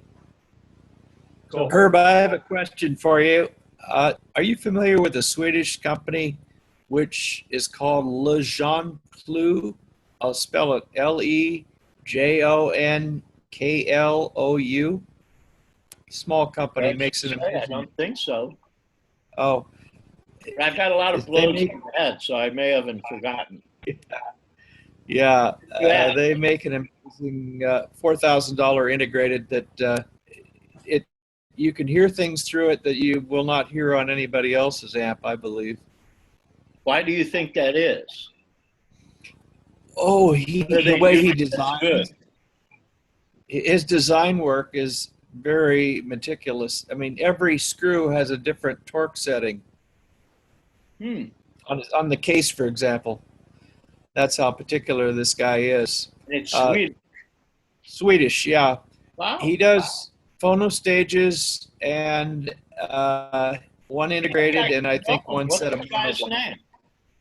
Le Jean Clou is the last name. I forget his first name. You can reach him easily on email. He responds. Something tells me I might have met him because I belong to a thing called the European Triode Society. And we have annual meetings. I think he's a member. But I might Could I just make a comment on that about torquing? That Wilson has recently discovered that in the process of shipping their speakers to people, sometimes the torque changes on their drivers. And so actually they've now instructed their dealers to go out, and I got, you know, they helped me directly, and I got the tool and I retorqued all my drivers and it changed the sound. So that's not the notion of torquing. Of course, I'm talking about speakers. It's, you know, it's different than torquing screws in an amplifier. But I think that those things are actually known by a lot of different companies, and it just depends on the kind of sensitivity they're going for. End of my 2 cents. Yes. Another thing, he won't use a dial to control the function. You just basically, because he believes that also would add more noise to a system. So you could be playing two sources and listening to them both at once if you ever did that, which of course nobody would do. But I mean, he's very fussy about the particulars of how he puts sound together, and I think that's why I heard things on it that I did not hear in the rest of my system when I borrowed one. What do you use for speakers with it? I have some older Tannoy FSM is the name of the model from the mid 80s. They're a 15-inch woofer, 15-inch dual concentric. They were supposedly a studio monitor. Very cool. Very, very cool. Things like, what did you hear on that amplifier that you didn't hear elsewhere? Oh, the way, when you strum I don't have the right terms, but a guitar string, and it makes a certain sound with the carry, the decay and all that, just a cleaner sound that I'd never heard. That was the one example that comes to mind. I think it was a Patricia Barber CD. So, what kind of DAC do you guys favor? I'm really obsessed with DACs. You still like the hologram, right? Or hollow, whatever? I like a lot. I mean, I've been listening lately to the Denafrips and even the $800 Denafrips Aries too. But I like DACs in general. I mean, I would prefer, I could review DACs all day long and be really happy. Maybe you should look up that ABBA company in the Ukraine, because they make a pretty amazing product. I will. I'm on Facebook. Send me a message on Facebook so I have it written down. I will promise to follow up on it. Both okay. Of them. I always looking for ideas. Okay. Well, I have a cord Qtis, but I'm price sensitive. That's why I have the cord. I think it's wonderful that you would prefer to review DACs all day long, and yet you love 78s. You are at like opposite ends of the spectrum on that. And on that note, I know a few of us have collected 78s because they're fairly easy to come by, but they, in my experience, are not fairly easy to come by that are in good shape and that sound good. How much effort do you have to put in to getting a good quality? And obviously, if you're getting a Lightning Hopkins that's in good shape, you may be spending a lot of money. Can you talk about that a bit? I could never afford a Lightning Hopkins. A guy came to my house when I was living in the firehouse and demonstrating equipment. A guy came to hear the big system. And I always made people bring a little thing of records, and I would play their records. And this guy pulls out these 3 Lightning Hopkins records. And I'm going, oh, these are reissues. And the guy says, no, those are originals. And I'm going, no, man, these are reissues. And he's like, no, these are originals. And I'm going, someone lied to you, man. These are definitely reissues. And I said, where did you buy them? How much did they cost? He said, the 3 of them were $16,000. And I was like, oh, I see. But yeah, no, and they were all Lightning Hopkins, by the way. I mean, I buy Little Richard and Hank Williams and stuff like that. And they, these are people who sold enough records that, I mean, Roy Acuff or somebody like this, they sold a lot of 78s, so there's bound to be a few, and I'll just pay the money. I've limited, when I lived in the firehouse, I had, more than 10,000 records. Now I limit myself to 300, which is more than I could ever play. And I only buy mint minus. I just bought a Vladimir Dupakman piano roll thing, and it was very good plus, but I really wanted it. And I was like, wow, it came through and it was beautiful. But it was like 20 bucks. I mean, I don't think I've ever spent, I don't know, I wish I could afford those Electric Recording Company records. I mean, No matter how nice I am to the man who owns that company, I don't get any for free. But I'd rather buy one good mint record. And I still buy dollar records. So, I shop at, Housing Works and Academy, but mainly I just buy on eBay and I go, I want to use. It's when you write reviews, it's interesting because I'm always looking to turn people on to music as much as I am turning them on to equipment. So I go, here's a record. Like right now I'm reviewing photo stages and I bought a couple 3 LPs because I wanted to be cool and have these LPs in the review. I mean, again, vanity. But when you're out in the public all the time, you don't want too much mustard on your shirt if you can help it, I hope that answers it. Yep, that does.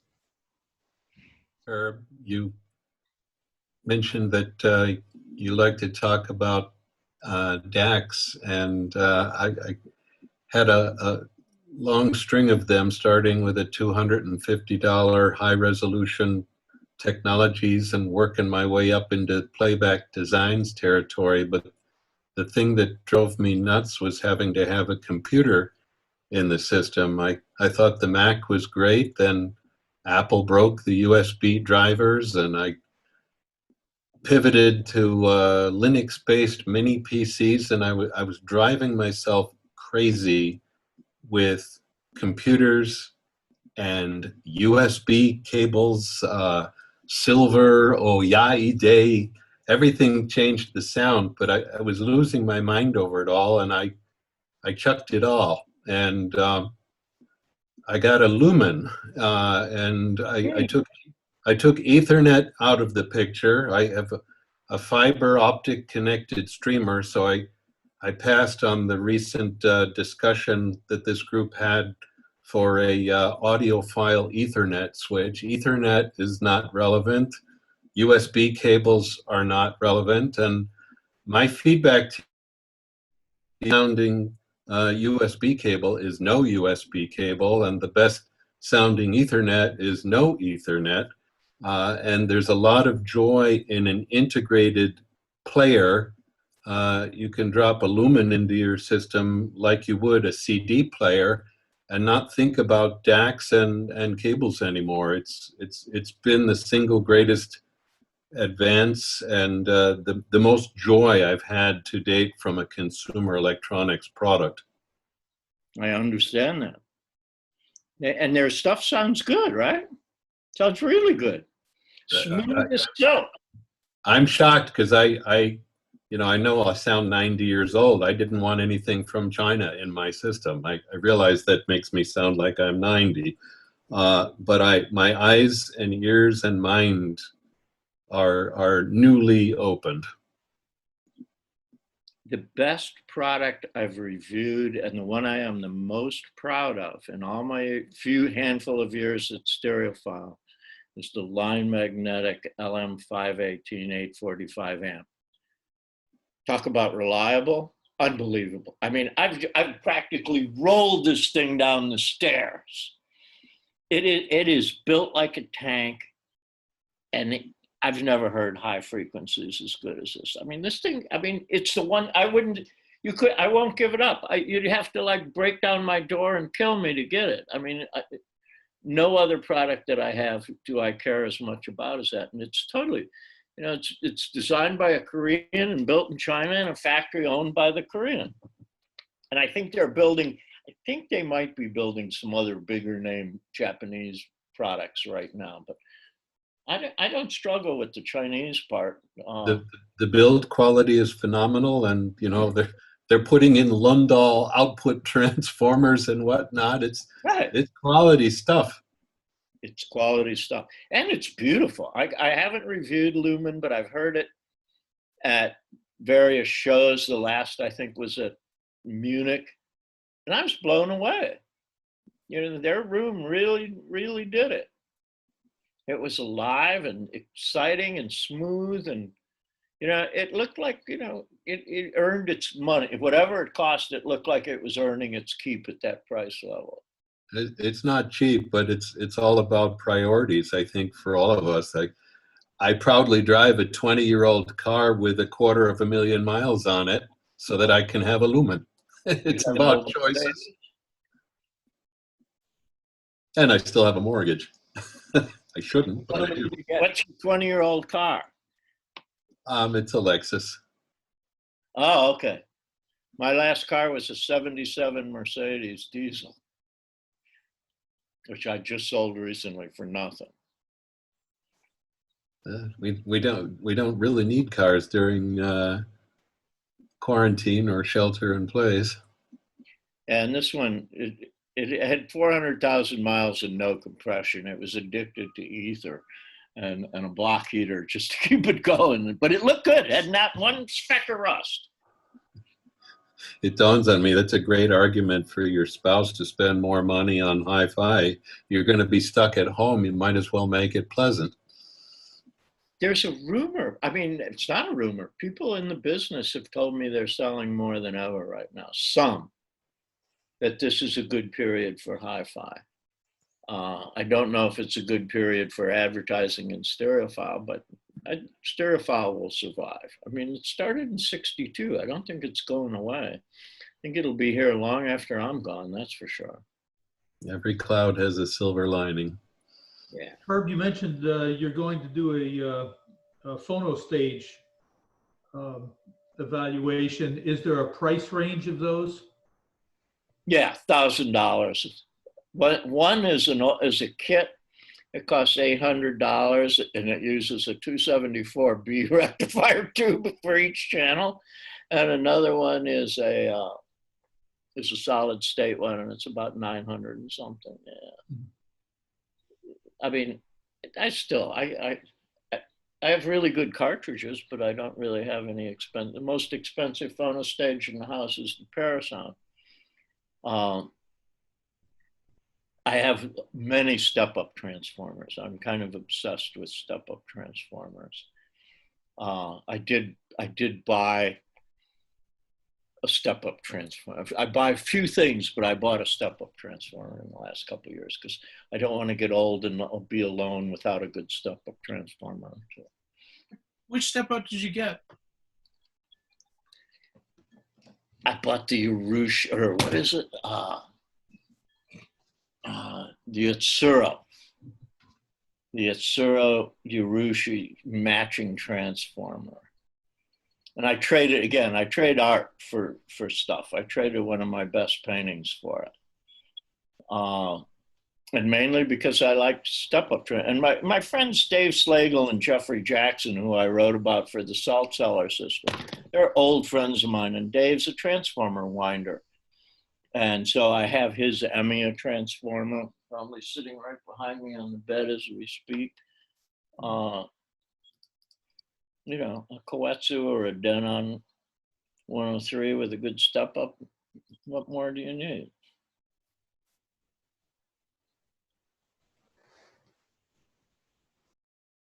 Can you talk a bit about, has your life changed from COVID and the resulting cancellation of audio shows? Have you found yourself as a reviewer more in demand for information since then?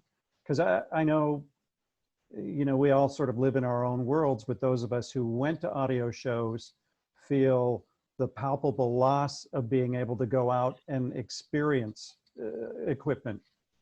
Huge, huge. I really miss those shows. I miss being, me and Jason and Jenna Dagdagan hanging out together. That's high living, man. I miss them a lot.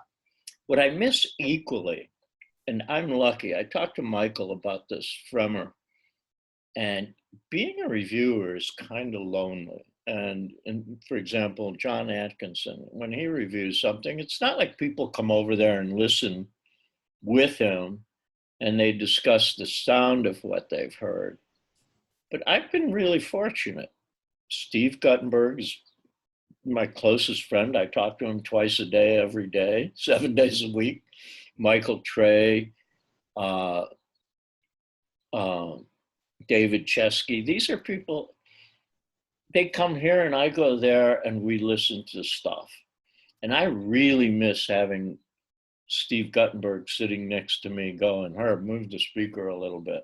Herb, are you sure the phase is right? Herb, you know, I'm a really lucky audio reviewer. I have some cool friends. If I have a question about amps, I can ask Nelson Pass or several other people, J.C. Morrison, on and on. You know, Gordon Rankin is my digital guy. You know, I have people. I don't think all reviewers have a circle of people around them watching out that they don't fuck up.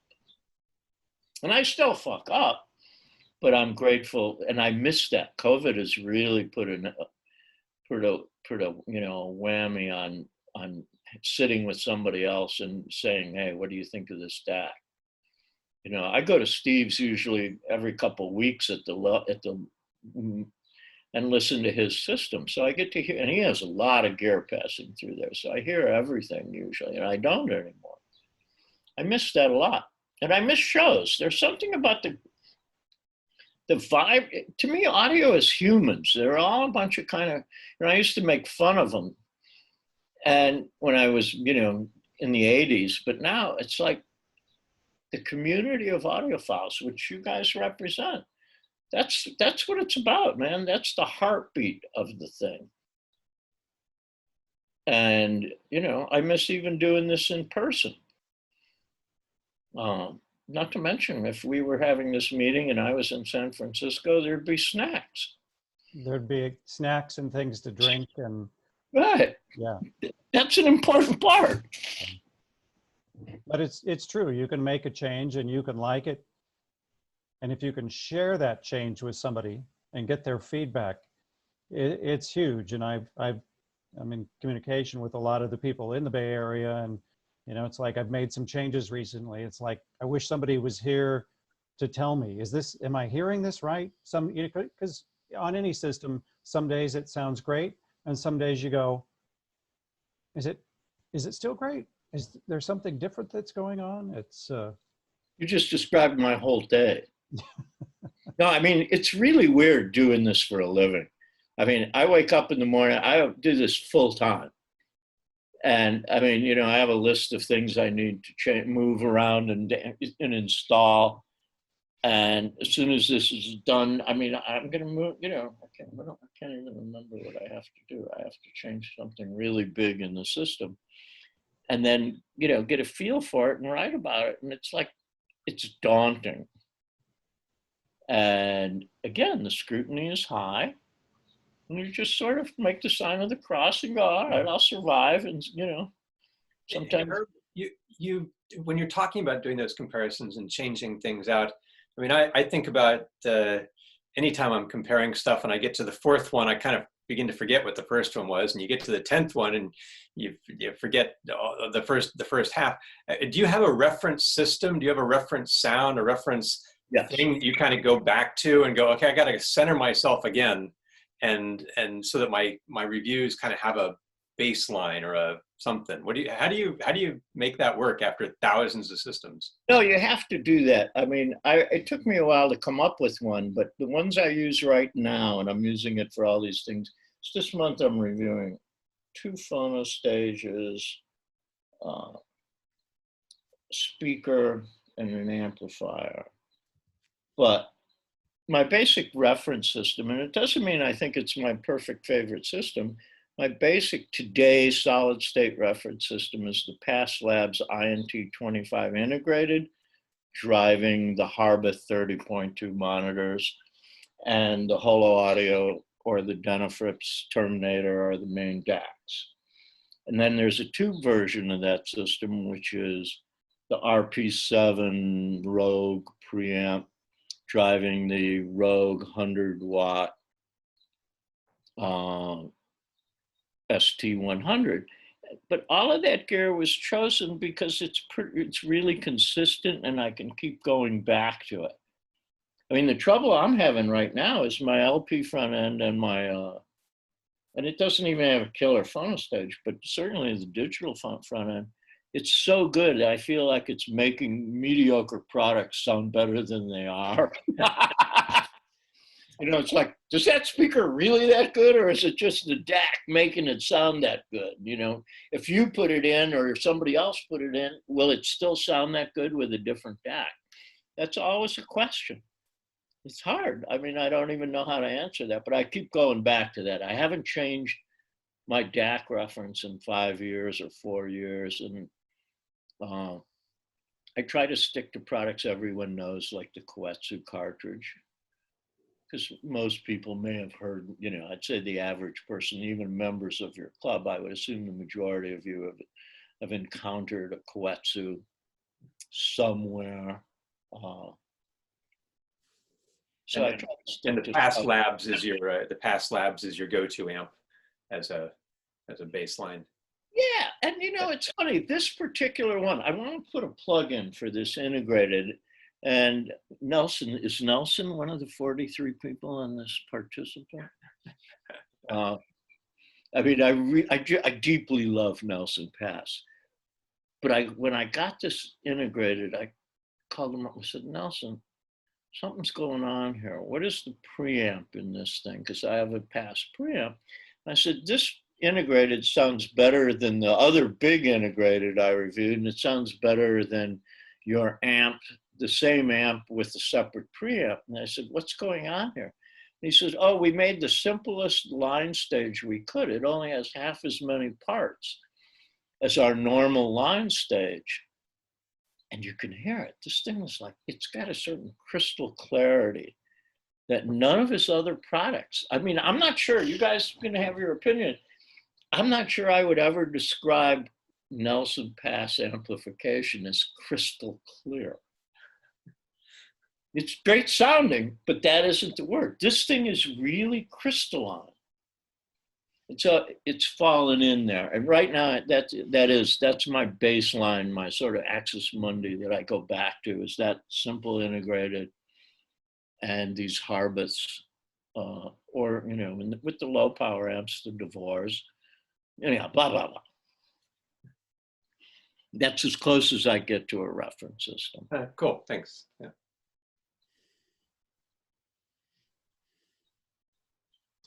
All right. Well, I like Jason's idea about getting you and Michael on and having a team Zoom. Would you be open to that idea if we can get all of you coordinated in a schedule in the future?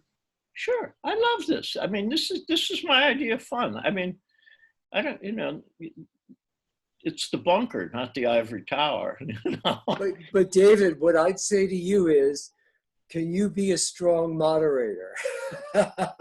Because I think that's going to be pretty important with if you think about the personalities of the three of us together.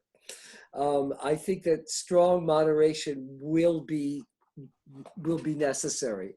I mean, it's not the same as Donald Trump versus anyone, but you know what I mean. I think Zoom lends itself to built-in moderation to some degree. So it's different than if you were all three right next to each other at a table in a live presentation. So yeah, sure, I could moderate it. But I don't see it being as much of an issue as it perhaps would be if you were all together in real life. But I could be wrong about that. No, Mikey gets to be king. Wow. Well, good. Then I don't have to. Then I don't have to say it. Okay. I have no problem with that. Yeah. And I love, you know, when I first came to Stereophile, before I even knew Jason or met Jason, no one, not a single person has ever been nicer to me than Michael Fremmer. And I was nobody. I came out of nowhere. And immediately Michael Fremmer put out his hand and welcomed me, and he has treated me amazing right from the start. And I have to say something about Mikey, because we went together to hear this multi-channel presentation of, was it Kind of Blue, that they were bringing out. And it was just the two of us and maybe one other person, and then all of these engineers. And they said something to Mikey about the date or the pressing or something else, and Mikey corrected them, and they said no. And, you know, and I'm not an LP person and I don't know this stuff at all. So I had nothing to add and I just witnessed this. And while Mikey is a very strong personality, when he knows his stuff, he doesn't come off as someone who's trying to bludgeon you at all with his ego. He simply repeated the fact until they stopped and paused and they got out of their ego state and they recognized that he was correct. And if Mikey is king, it's because he knows his stuff, not because he's more of an alpha personality than me and Herb. I mean, there's a reason why Michael Fremer is who he is and John Atkinson is who he is. And I totally respect that. And I give them the space to be who they are because I learn from them. That's what I second that. I mean, when I said the most important thing a reviewer can do is you read it and you know what it actually sounds like from reading the review, and B, when you hear it, you go, yeah, you nailed it. I've been reading Fremer for 100 years. I mean, he nails it. You know, you read that review of that cartridge. I promise you, the cartridge sounds like that. That might not be the one you want, but it's definitely going to sound like he says it is.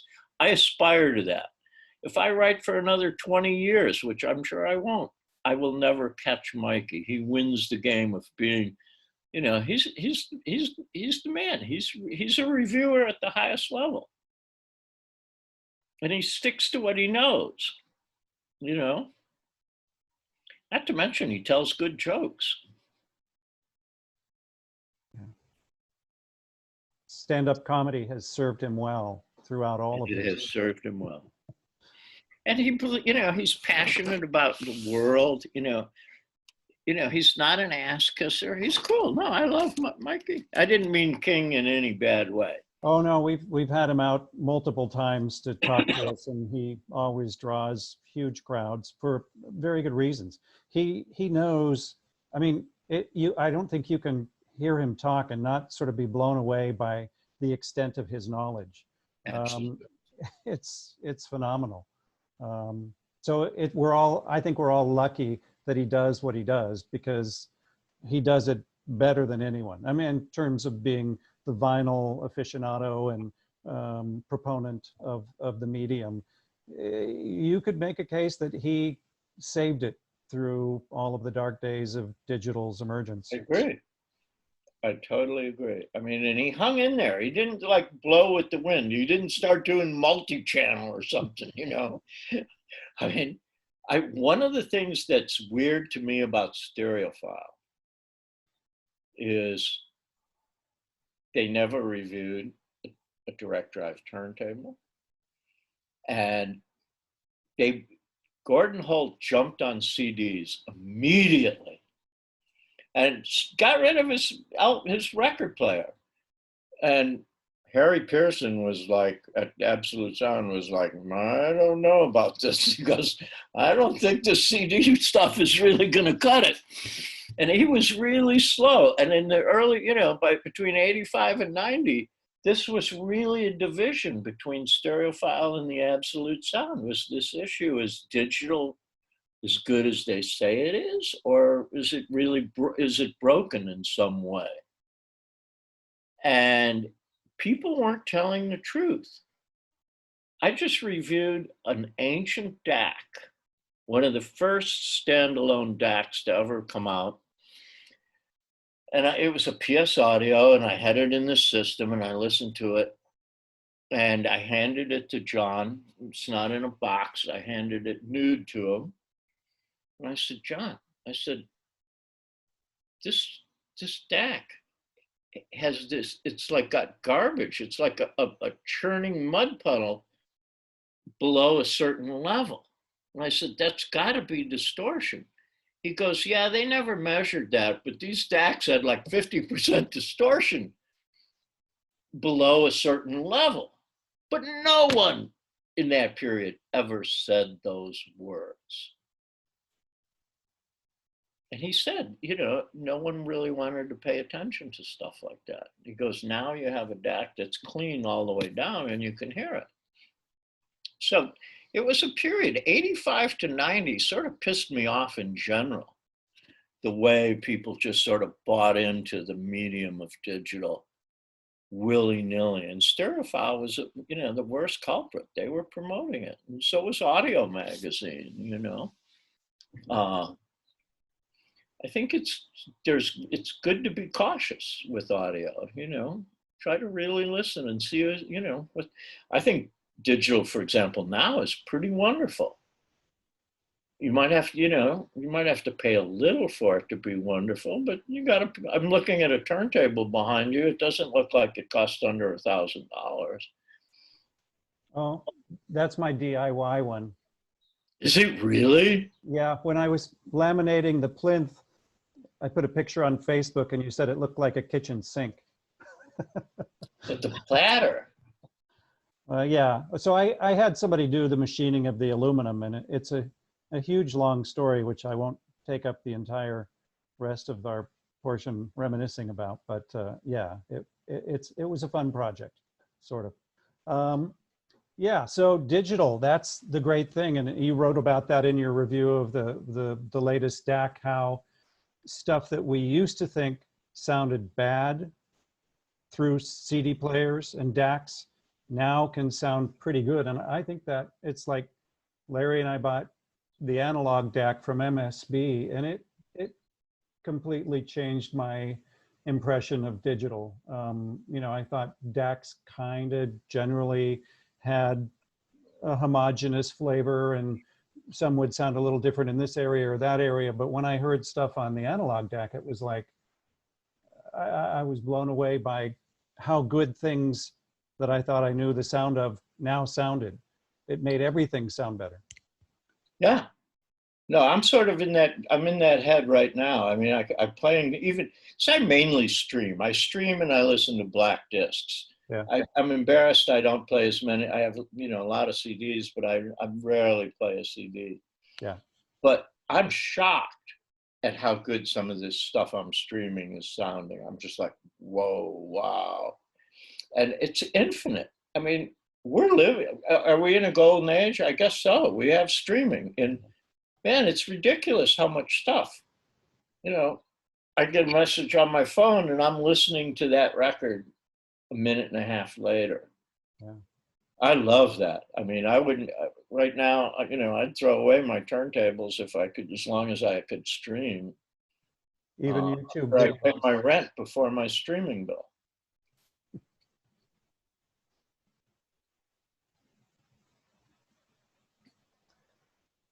All right, any further questions from anybody?